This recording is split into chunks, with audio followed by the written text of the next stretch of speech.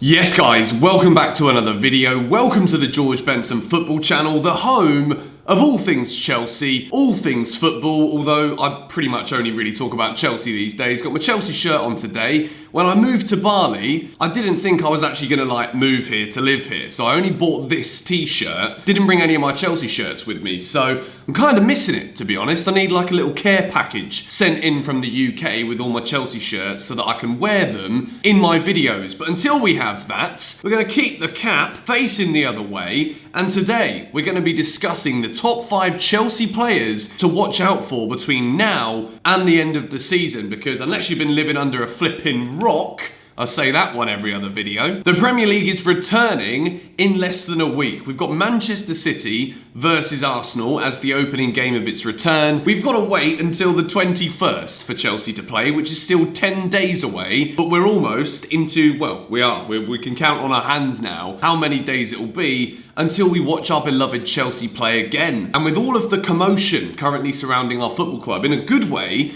regarding lots of new signings, there are going to be some players that are going to have a huge part to play between now and the end of the season, not just for the way that the club finishes the season to hopefully finish in the top 4, hopefully win the FA Cup, all of that stuff that we want to see. But these players, a lot of them are going to be playing for their positions in what is going to be a highly competitive squad next season that Frank Lampard is assembling with the signings that we are currently going through and the signings that we are being linked with. So I've picked 5 players who I think are definitely going to be in Frank Lampard's long-term plans, but 5 players who know that they have got something to do between now and the end of the season to secure their place in the starting 11 for next season. Now, number 5, he's probably the one who is most assured of, if he wants to stay at Chelsea, being given a role in Frank Lampard's team next season, because on his day, he's one of the best midfielders in the world. N'Golo Kante. It's been a big season for N'Golo Kante, and I wouldn't say it's been a big season in the sense of it's been his best season. It's been a big season because we have become aware of Kante's vulnerabilities.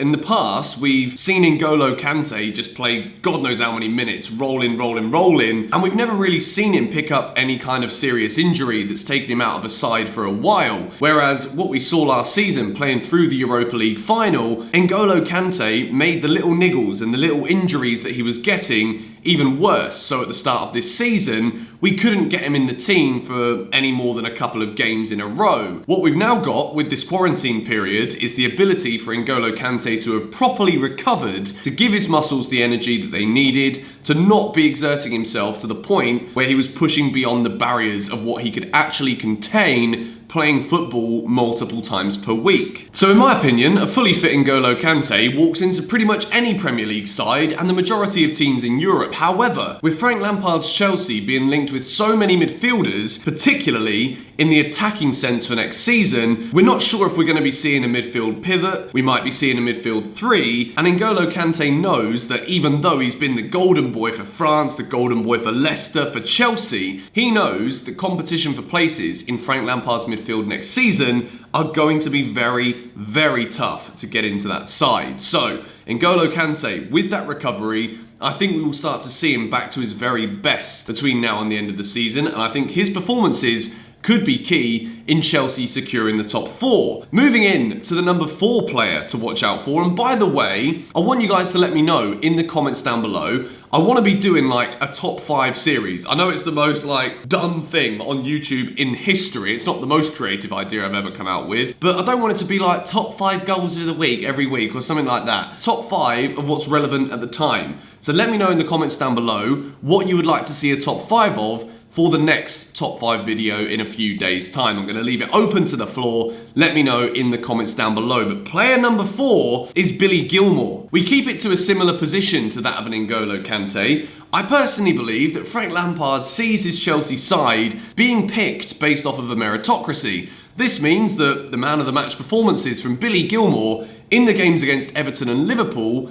could just give him the start when football returns against Aston Villa in 10 days' time for Chelsea. Billy Gilmour, we saw that he's got this ability to play long passes, short passes, to calm down the play. He copes with pressure very well on the ball, and he's also very good positionally, which I think Chelsea are going to be able to utilise from Billy Gilmour moving forward in the future. When we look at Chelsea being linked with this midfielder or that midfielder, in the comments of yesterday's video, people were saying to me, you seem to have forgotten Billy Gilmour, Benson. I haven't forgotten Billy Gilmour, but we can't get too carried away. And Billy, I just want to see how he does react to potentially not being picked. If Frank Lampard is like, okay, Kante's back fit, Kovacic has been player of the season, let's just go with a midfield three of Jorginho, Kante, Kovacic. How does Billy Gilmour react to this? We've heard countless times that he is one of the players in training who gives that extra 10%, and that is why Frank Lampard has merited Billy Gilmour with starts this season, where a lot of people thought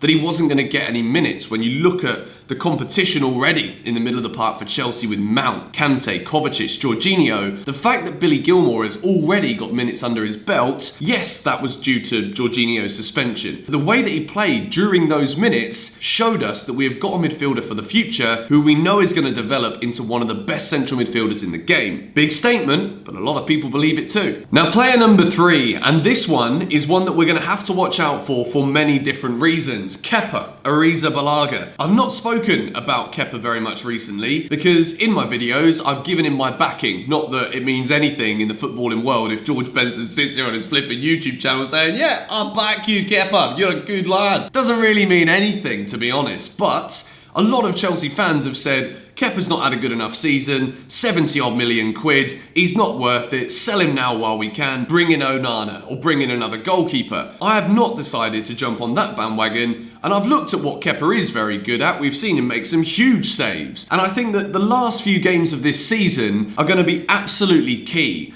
I don't think that despite Chelsea being linked with Havertz, Chilwell, central defenders and whatnot, I don't think that Frank Lampard is fully convinced yet that Kepa is the man to lead Chelsea next season. So his performances between now and the end of the season are going to be absolutely key, so that Frank Lampard can go to the Chelsea board and say, you know what, I'm confident he's our number one. We don't need to spend our time and energy and effort looking for another goalkeeper because we can focus on other positions. I know a lot of people are still kind of split with their decisions on Kepa. Let me know what you guys think in the comments down below. Now, player number 2, and this one again is going to be relevant to various different positions next season, Christian Pulisic. Now, people have said this season that I have not given Pulisic enough credit. I think I have given Pulisic all the credit he deserves. I think his first season in the Premier League, despite being spoiled by injuries, which means he's not necessarily played as many games and minutes as we would have liked to see him play, what we have seen from Pulisic this season is his ability to change games, his ability to drift past players. When he plays in that number 10 role as like a second striker, we've seen him being utilised to, in my opinion, his greatest impact. Whether he's playing on the wing or whether he is playing in that number 10, Christian Pulisic knows that next season there is going to be so much competition for places, be it in the number 10 role or on that left wing for Chelsea. So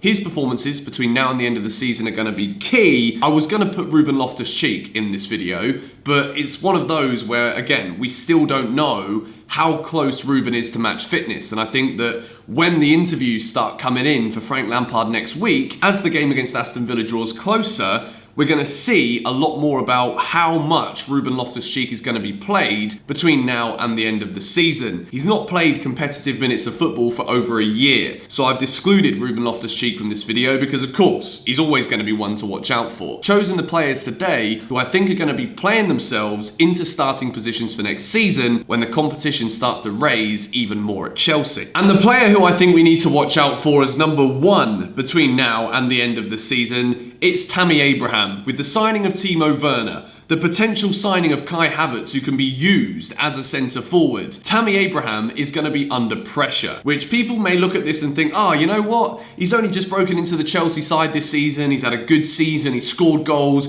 And then Chelsea just going out and buying more centre forwards and more strikers. There is an element of a point to that, but at the same time, this is professional football. Tammy Abraham is playing for an elite football club, our football club, Chelsea. We want to be challenging for honours. We want to be not just 30 points adrift between now and the end of the season of the leaders. We want to be challenging so that when it comes to those final weeks of the season, Chelsea are in the title conversation. If Tammy Abraham wants to be Chelsea's number 9, Chelsea's leading striker for many years to come, we hope he signs that new contract. His attitude at this moment in time is going to be key. This is the biggest transitional phase in Tammy Abraham's career. He knows that next season, he's not necessarily always going to be the first striker named on the team sheet if he's fully fit in Frank Lampard's side, with numerous wingers and numerous attacking players being involved in the squad next season. So Tammy Abraham is currently on 13 Premier League goals. His goal should definitely be to hit 20 Premier League goals between now and the end of this season post-coronavirus. 7 goals needed, and he's got 9 games to do so. He can definitely score that. We've seen him go into great patches of form this season. We've also seen him in dry spells as well, where he's not been scoring goals, missing chances, and we did see his confidence dip a little bit, but he'd always bounce back with a goal. And I think that Tammy's mentality between now and the end of the season is going to be a key phase of growth for him in his footballing career and his future career at Chelsea. So again, let me know in the comments down below. Some people I've seen in the comments have been saying that Tammy's not good enough to be Chelsea's number 9, and when Werner comes in, Tammy's not going to be getting played. If Tammy bags 20 goals between now and the end of the season, of course there are lots of other variables to consider as well, but will he be your Chelsea starting striker come the start of next season, whenever that may be? Let me know in the comments down below. But anyway, little video today. Hopefully you guys have enjoyed it. If there are other players that you feel like they deserve to be on this list more, let me know your thoughts in the comments down below. It's a huge end to the season for every single Chelsea player right now, because all of these transfers that are being talked about, you bet your bottom dollar that some of them are going to go through, which is going to leave some players with no starting place next season. But that's just the way that football goes. It's all about the team winning, Chelsea Football Club succeeding, and we've got to sometimes push our personal preferences about loving certain players aside. And with this Chelsea team, I love pretty much everybody in it. So it's a tough one to actually break down who I think is going to play, who's not going to play. But as we get closer and as we find out more about the signings we're going to be making for next season, we can start building more lineups for the start of next season. So let me know your thoughts on what we said today in the comments. Hit the like button if you did enjoy this video. Let's see if we can, 3,500. That's one that you guys can hit, I'm sure of it. Subscribe to GBFC if you haven't already, and I'll catch you guys later. Bye-bye.